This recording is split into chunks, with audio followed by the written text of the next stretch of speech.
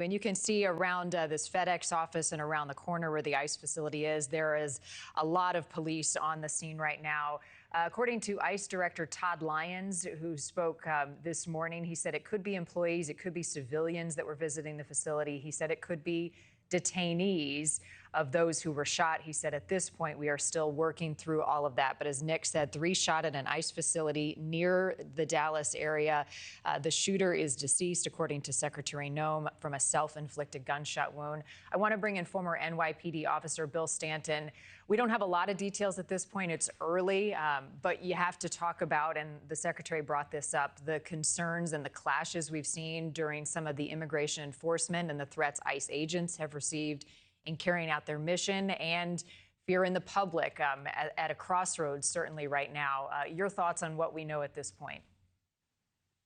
Well, I shake my head at all this because I think it's unprecedented. Maybe in the 60s where we saw the riots on college campuses, except they use signs, bottles, etc.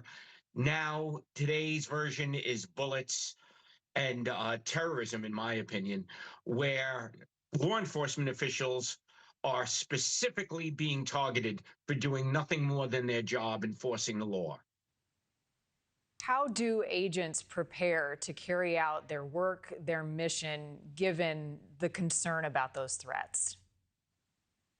As we see certain politicians up the rhetoric with the violent talk, etc., this, in my opinion, this is putting people who are already on the fence, pushing them over by way of violence. And how does law enforcement deal with this? There is no simple answer. We talk about diligence, keeping your head on the swivel. Well, now exponentially so for law enforcement.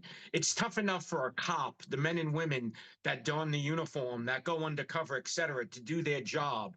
Now knowing there are outside forces specifically targeting them to assassinate, to harm, to maim, it makes their job that much harder.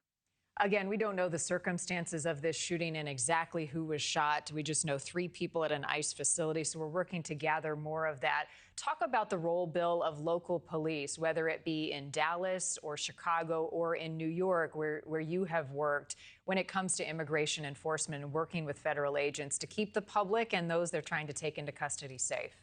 Thank you for watching. Subscribe below and download our NewsNation app right now on your phone, and you will get fact-based, unbiased news for all Americans.